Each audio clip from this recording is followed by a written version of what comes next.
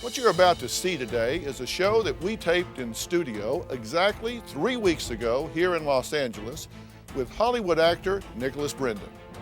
You might recognize him from TV cult classic Buffy the Vampire Slayer, or his role as the lovable nerd Kevin Lynch in Criminal Minds. But lately, his notoriety comes more from his role in tabloid scandals than from TV. Nicholas Brendon was arrested over the weekend while in Boise. He is now charged with resisting officers and malicious injury to property. Officers say when they got there, he appeared intoxicated and refused to stay seated while they spoke with witnesses. Brendon said in his Facebook post that he mixed prescribed pain medication and alcohol. His trouble started in 2004 when he announced he was going into rehab for alcohol abuse. Since that time, he's been arrested for public drunkenness. He's been picked up by police. It's been a horrific year for him. He may have been in Buffy the Vampire Slayer, but he has fought his own demons. He goes into rehab, comes out, seems to be fine, but then the cycle starts again. According to TMZ, Nicholas told them he had, when he was a child, been molested. We are investigating whether or not Nicholas is going to be back in the fall. Our readers are certainly upset because Nicholas is such a cult figure. Audiences are shocked that someone with such success could let himself into this downward spiral. That downward spiral led him to my door.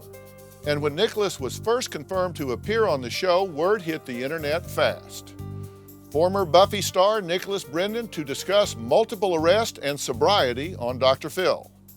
But the road to the troubled star actually getting to the Paramount lot and sitting down with me on stage was a long one, filled with fights at hotels, drunken episodes, and even a police intervention. You may have heard by now that Nicholas walked off the stage. But before we get into that, I need to tell you his behavior during the days leading up to the actual show. Well, it was a show unto itself. According to staff, he was extremely erratic, appearing sober in the mornings, but by the afternoon, acting belligerent and unpredictable. Here's one of my producers, Angela Shin, explaining what happened only 4 days before he was scheduled to talk to me. So while in pre-production with Nicholas Brendon, there were 2 hotel incidents. The first night that something happened, we got a call from the girlfriend, Amelia, and she was really upset. She was crying. She said that her and Nicholas had broken up and that he was kind of in a rage, that he was throwing stuff around and that he was drunk and that he couldn't be controlled. Right away, we'd asked, are you safe? Are you okay? Immediately, we came to the hotel. As we approached the floor that their room was on, there was a piece of luggage that was thrown into the hall. Amelia was standing in the doorway and crying. When Nicholas saw us, all the rage just disappeared. He just kind of became very stoic and still and very quiet. Honestly, it was scary. At that point, Amelia was moved to another hotel room. So, with his girlfriend moved to another hotel room and Nicholas calmed down, we were able to get him to sit down for his on-camera interview the next day. At this point, Nicholas was ready to open up about how he had gone from actor to addict. I started acting when I was about 19 or 20 because I had a really bad stutter. Acted for about 2 or 3 years, did a few commercials, and then I booked Buffy. It was such a magical time and a magical show. I was about 26 when I first started drinking, socially. And then it's like anything, it just kind of alleviated that anxiety. It goes from, hey, I'm having fun, to then I literally needed to have a drink before I can have a conversation with people. I knew that by the end of Buffy that things were a little out of control for me. When Buffy ended, I was just really, I was mourning the loss of that, which I'm not really good at saying goodbye. I've been doing Criminal Minds for about 7 years, but on Criminal Minds, I'm reoccurring, so it's not constant. Why do I drink? Because I don't know how to handle my emotions. And then I booked a show called Kitchen Confidential, and it just got canceled. That's just the nature of the beast. And then I just had a hard time. For some reason, Hollywood didn't want to see me anymore after that show. And I took it personally, and that's one of the things that I've learned the hard way. There's not really much work for someone who gets arrested 5 times in an 8-month period. I just want to perform, and I want to make people laugh, and I want to inspire people. With his career going nowhere, his debts piling up, and his collection of mugshots increasing, Nicholas was in trouble and wrote to me claiming he needed help. But while I was at home prepping for the show, apparently he was out on another drunken bender that started at an Irish pub in Santa Monica. Now, according to the bartender, he skipped out on his $300 tab. Then, when my staff tried to pick him up, he hid out in a liquor store. Then it gets worse. He went back to the hotel on the other side of town and had a screaming fight with his girlfriend. The LAPD was called again, and he reportedly fled on foot before they arrived, but not before tearing off his shirt like the Incredible Hulk. We got a call from Amelia sobbing because Nicholas was going to get arrested. She was in the hotel room and he went into a rage. She said that he put her in a chokehold, threw her across the room, and threatened to kill her. The housekeeper is the one who actually notified security. Isabella, the night manager, called LAPD. Amelia said that Nicholas had gone downstairs. He was barefoot with only a t-shirt and shorts on. He tore open his t-shirt like the Incredible Hulk. When LAPD finally arrived, Isabella, the night manager, asked LAPD to kick them out. By that point, Amelia and Nicholas had been hugging and kissing, and LAPD put them in a taxi. Everything was fine, or so we thought. So here's what the hotel security team told us.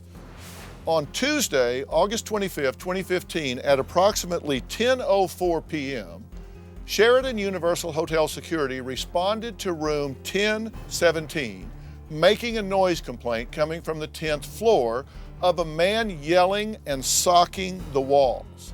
Now, guest Nicholas Brendon walked out of room 1010 and started yelling, quote, "Arrest me, police, handcuff me," close quotes. Security stated they were not the police, but hotel security. Mr. Brendon then went back into his room, locked the door, and started socking the walls and yelling, "I am going to kill you." Now, guest Amelia, his girlfriend, started yelling, "I am done with you." At 10:12 p.m., security called the police and said that it was an emergency. Security made sure that the guest, Amelia, was okay. She stated that he did not hit her and that she does not feel her life is at risk. Mr. Brendon was being aggressive towards security officers and hotel staff. Mr. Brendon was not calming down and met with his mother, Kathleen, to calm down. Police arrived at approximately 10:30. His girlfriend, Amelia, refused to press charges. Amelia will be charged for the damaged door that he had kicked. Nicholas Brendon and Amelia were evicted on Tuesday, August 25th, 2015 at 11:15 p.m. Okay, it's 11:15 the night before the show. At this point, we're not even sure if Nicholas, his girlfriend, or his mother would even show up. Well, they did, and the drama was far from over. It's now the morning of the show, and troubled Hollywood actor Nicholas Brendon did in fact show up. When I walked out on stage, the audience was excited to see one of their favorite stars from the cult TV show Buffy the Vampire Slayer. I'm talking about Hollywood actor Nicholas Brendon. It was a teeny bopper show I didn't watch, but his fans in the audience were definitely ready to see the actor get help. Of course, little did they know what had been going on behind the scenes. Well, you have seen the headlines, read the tweets, and heard the rumors. Now here it is, what really happened on stage. Now, Nicholas openly admits that he suffers from addiction and depression. So why is Nicholas here?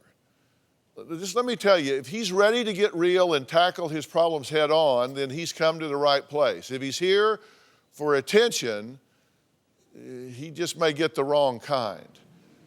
Here's what he has to say.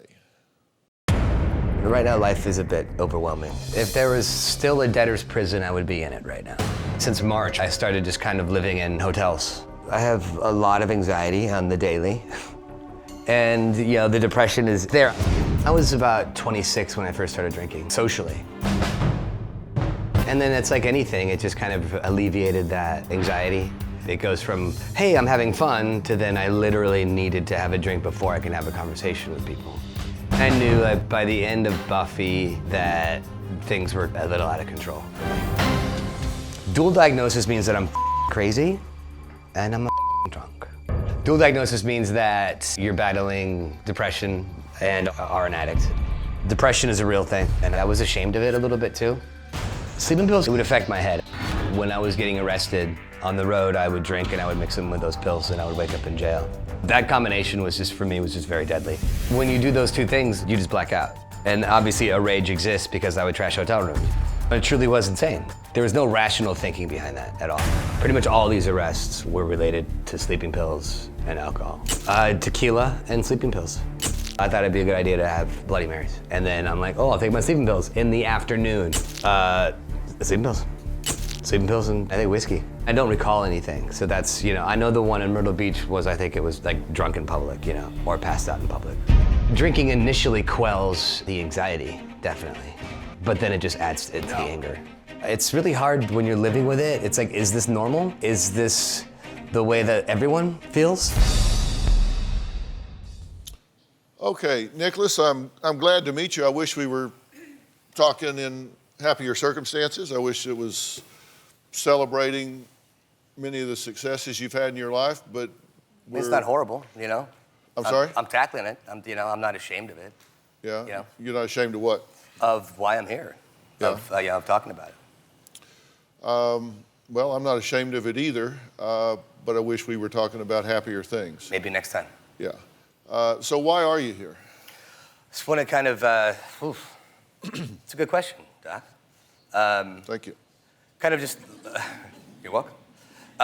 Just like bring to light just kind of what happens in regards to depression and then the symptoms, because the drinking is a symptom of a deeper rooted issue.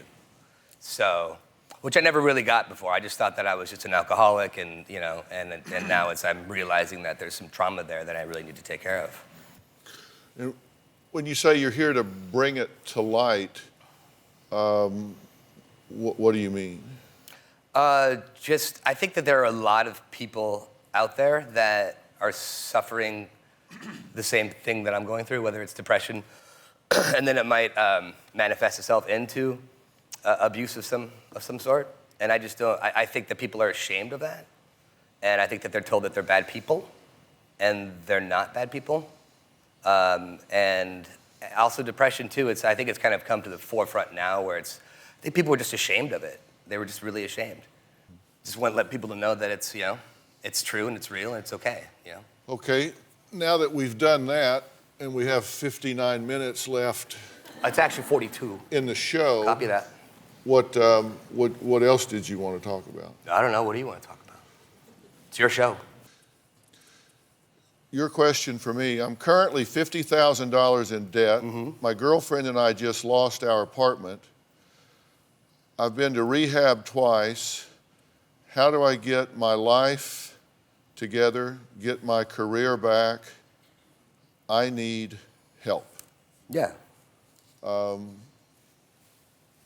Is that true?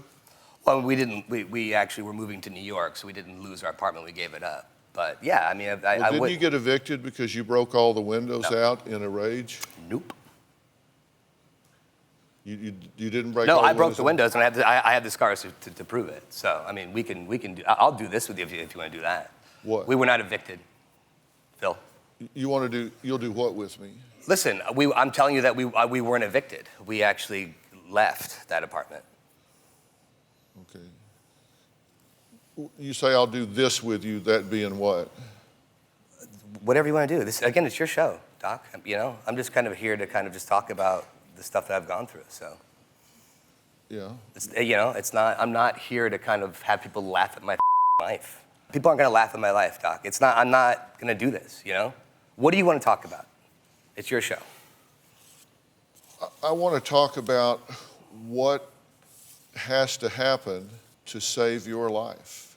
Well, I mean, I'm doing that. That's why I'm here. I'm trying to get better, I'm not hiding from anything. How's your life working for you? It's good and it's bad. It's not horrible. Well, you've been arrested 5 times in 8 months. Correct. You're $50,000 in debt and you can't get work. Right? Are you drunk now? No. Did you drink this morning? No. Because I smell alcohol on you. Oh, do you? Yes. Wow. I do. I smell alcohol on you. I don't have any alcohol in me right now, so. You want to take a breathalyzer? I mean, what? Yeah, we can. Did you drink last night? I did have some beers last night, yeah. I did. I got a report last night that said that you were at a bar last night. We're done. I'm not doing this. And Thank you, though. Thank you. Is this open? I got a report last night. Good for you, Doc. That, Good for you. Nicholas was at a bar in Santa Monica with his girlfriend Amelia. Stop. Thank you, though. Stop. Come on. Which is why I smell alcohol on him this morning. You know, when Nicholas comes out and says, I'm here to shine a light on the interaction between depression and alcohol, that's great if we were looking for a poster boy for awareness about mental illness and alcohol and its interaction. And that might be great, but I don't think Nicholas is in a position to be helping others because you can't give away what you don't have. You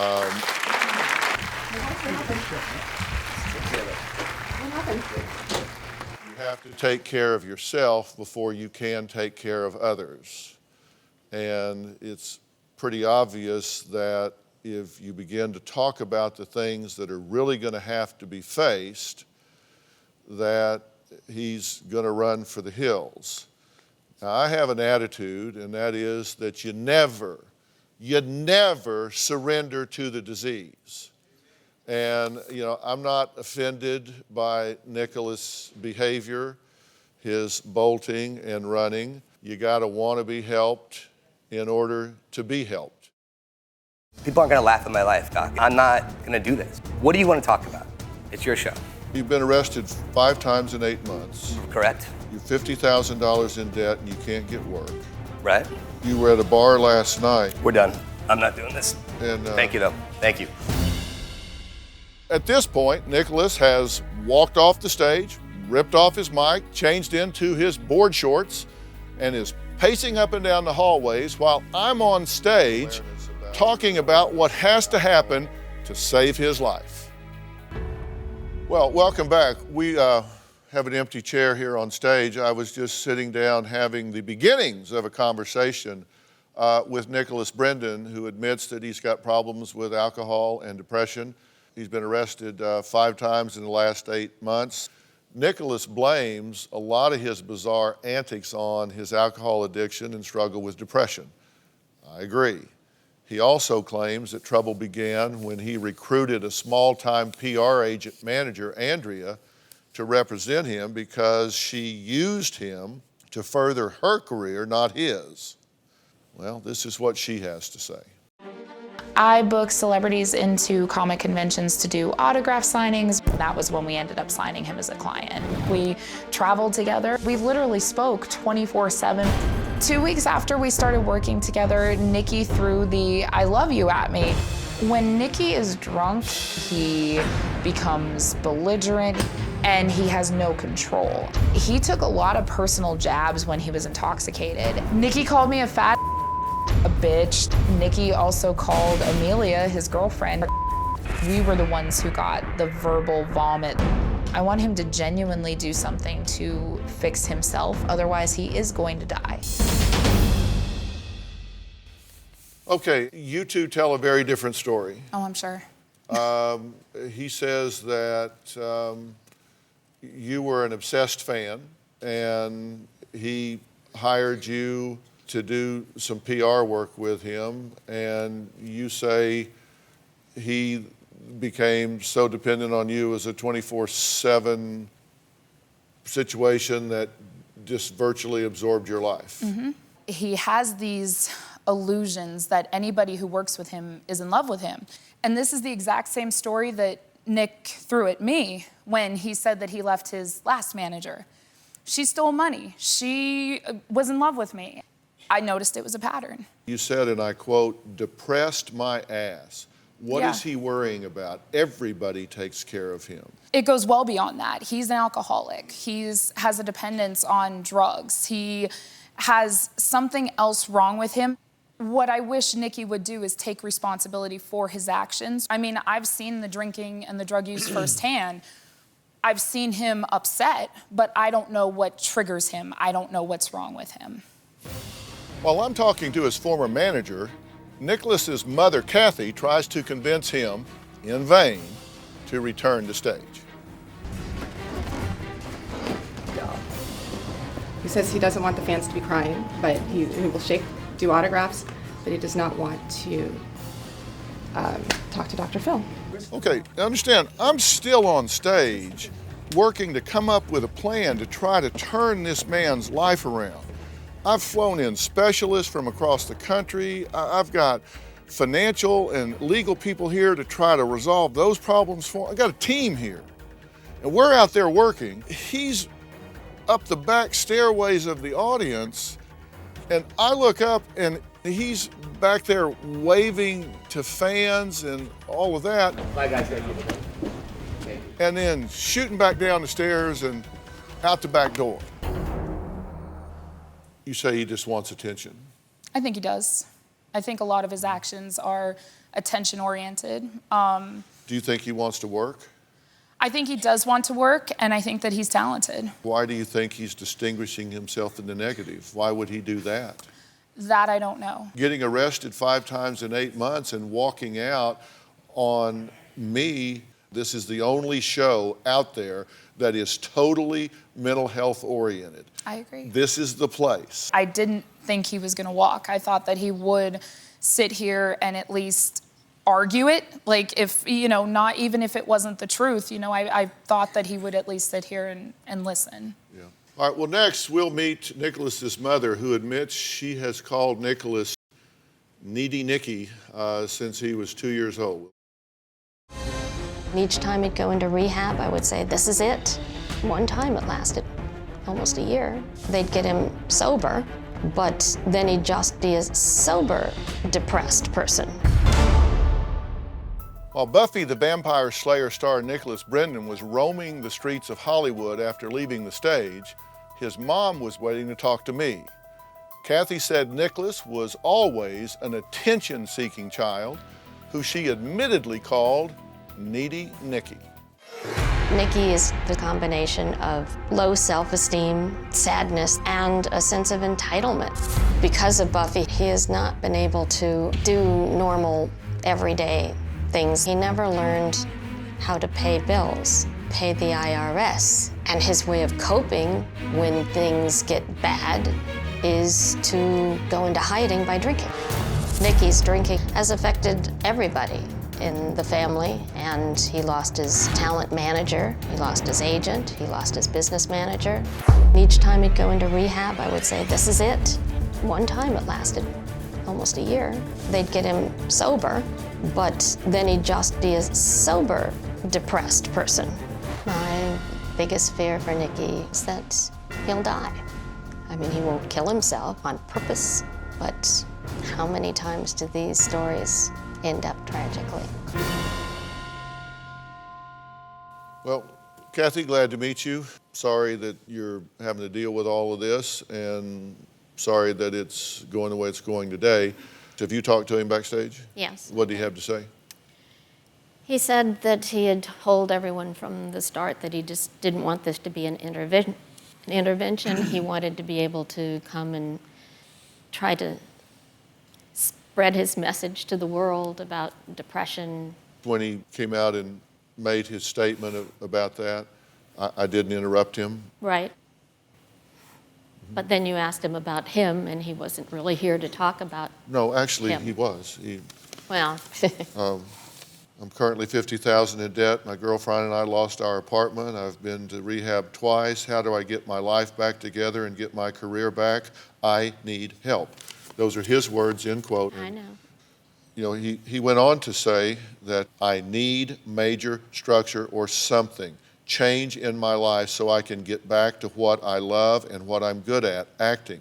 and I can't fix it by myself. I need Dr. Phil to help me in a way that will stick and get me back on track.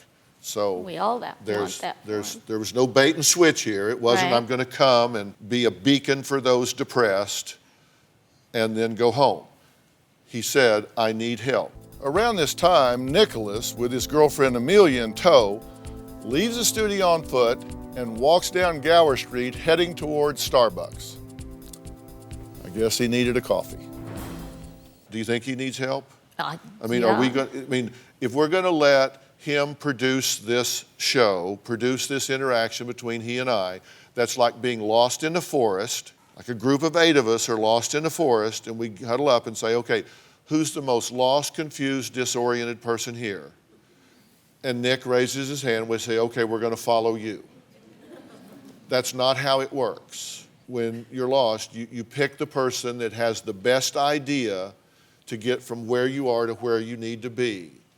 And I pick me. Okay? I pick me.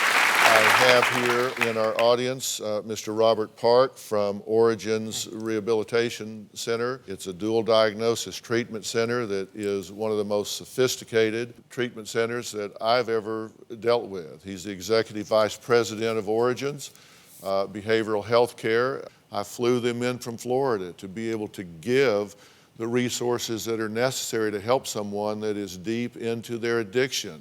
One of the things that we're dealing with is he's just let his business get totally out of control. He says he's broke, he's got money he can't even access because he doesn't have his affairs in order. So what did I do? I have Mr. Chris Chatham, an entertainment attorney. He was recently named one of the world's top entertainment lawyers working in film, television, theater, and digital media to step up and help him. And he runs for the hills. He was on again, off again about doing the show at all. Well, I was on again, off again about even having him here because it's really interesting. We have a lot of celebrities on the show, and it's really interesting. The bigger the celebrity, the smaller the demands. The smaller the celebrity, the bigger the demands. And he has been very high maintenance. Tell me. Try being his mom. His mom probably thought I was being a little hard on her son, but that's what he needed. I do understand from reading his history why she is easy on him. Nicholas and his girlfriend, you know the one he threatened to kill the night before the show? Well, right now, they are wandering the streets of Hollywood while I'm on stage with his mother. I always say that oftentimes problematic behaviors start for one reason and continue for another. And for Nicholas, his mom says his problem started back in childhood. I was molested between the ages of 9 and 10 years old for 2 years. It was just horrific. We did call the police, and I remember the police came in and talked to Nikki. It was just a devastating situation. He went to prison. It was never really addressed by our family or I never went to therapy. It was just, what do you do? I wanted to get Nikki help, but, didn't know what to do. This thing happened at school. The school supported him, really, and that was kind of tough. Nikki was in 5th grade, and ironically enough, I had picked out a school that would be very safe for him. I was molested as a child, so it was one of the things that I really wanted to protect my children from. There was just a lot of anger there, and probably a lot of authority issues that probably started sprouting at that point. I don't know if Nikki's gotten therapy for it as an adult. Of course he'd feel guilty. I put Nikki in the school. I wasn't watching closely enough. I guess I should have looked for signs, but what signs? He didn't seem to get depressed. Grades didn't change. I wasn't with Nikki as much as I should have been. I feel guilty, especially since that was one of the major things I wanted to protect him from. You said something in that tape I didn't understand. You said, what are you going to do? I didn't know what to do. What are you going to do? Well, let's make a short list of the options. I wanted to get him therapy. My husband said he didn't want him to have therapy because it would just prolong it and cause more strife and stress, so we didn't. Well, you can't undo what was done or not done, but in the interest of all the people that are watching and all the parents that are watching, I have to say that was an incredibly bad decision. I know. Children that have been violated in that way, it changes who they are. It changes their self-worth, their self-esteem, their trust level. It changes how they view adults in their life. It makes them react in a variety of ways, but often we see survivors of molestation be at much higher risk for poor relationships, drug addiction, alcoholism. It leaves scars, and those wounds remained open and festering and contaminating virtually every aspect of who they are. There are a lot of people in his life that are allowing him, enabling him, empowering him to do the things he's doing. He went from sitting here in a chair. I didn't even ask him a hard question yet. You brought up last night, which he didn't want to discuss, so. Well, tough. I know. If you love him, and I know you do, you're going to require him to man up and do what he needs to do, and don't give him a soft place to fall. Can you tell me how to do that? Yeah, when he calls you, don't pamper him. When he calls you, don't give him money. When he calls you, don't give him a place to stay. When he calls you, don't tell him it's going to be okay. When he calls you, you need to tell him he needs to do whatever he needs to do to get back nose to nose with me, because I will give him what he needs to have a chance. That's what you need to do. Hollywood actor Nicholas Brendon has played the wisecracking guy on TV, but in real life, he says he battles deep depression from childhood trauma. Years later, this struggle has resulted in several arrests and rehab stints. I hoped he would get real during his appearance, but he barely sat down before walking off the stage after I brought up his bad behavior from the night before the show.